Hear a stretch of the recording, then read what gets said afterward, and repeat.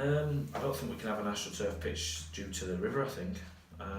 Listen, I think if you're training on it and playing on it, it's going to benefit you. I just think more for the speed of play. You know what you're expecting, especially when you're playing at home. Like look at our groundsman. He's probably one of the best groundsmen around. The pitch is absolutely superb.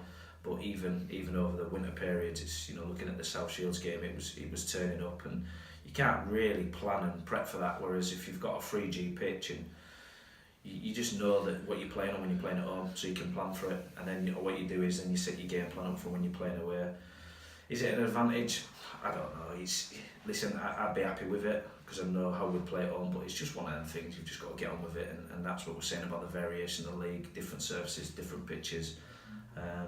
It's no excuses. We've just got to make sure that we're better.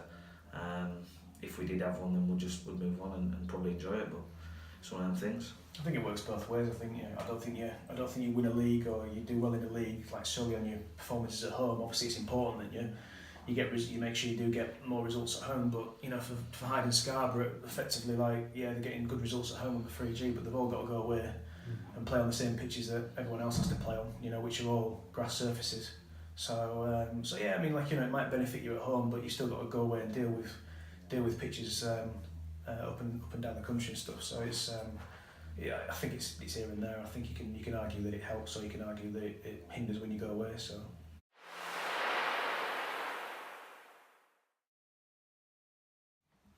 I think if we're talking on the league, we've spoke to one or two of the managers in and around the league who've been there, for quite a few years, just to sort of pick the brains.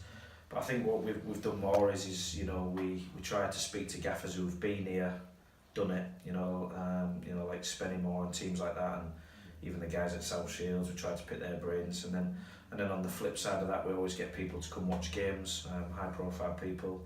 Obviously, Martin Hunter comes and watches the games for us. He's obviously one of the top dogs at Southampton, and just on the phone to him this morning and giving us bits of advice of maybe what he'd do at South Shields and so on. And listen, we'll never say that we're experts. As soon as you're an expert, for me, you've stopped learning. We're still young, we're still learning. We want to pick people's brains, and we'll take all the information in as we can, and then what we'll do is we'll put it together and do the things that we feel's right, and that's just how me and you are. We won't change, we'll never change, we'll never think we're experts. We've just got to keep learning, keep picking people's brains, and keep experimenting until we get the right formula. I think everybody's situation's different, different circumstances, different setups, different personnel. So I think if you can take a little bits of information and apply it from everyone you speak to, I think it's probably the beneficial one. Like you said, we're relatively young in management.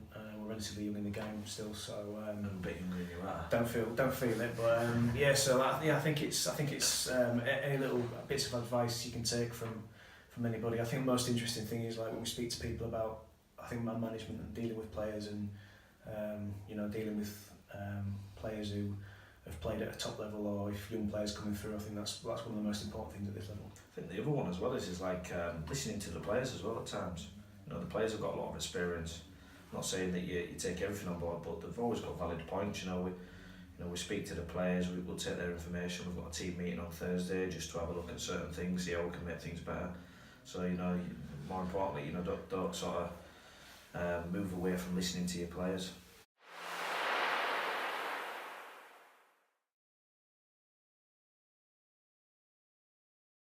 Yeah, why not? I think of the more juniors that come through and watch the first team, why not? Why not look at it and aspire to sort of play in the first team? It gives you that little bit of ambition. I remember when I was a kid, I used to go watch teams and think I want to play there, and it used to spur me on.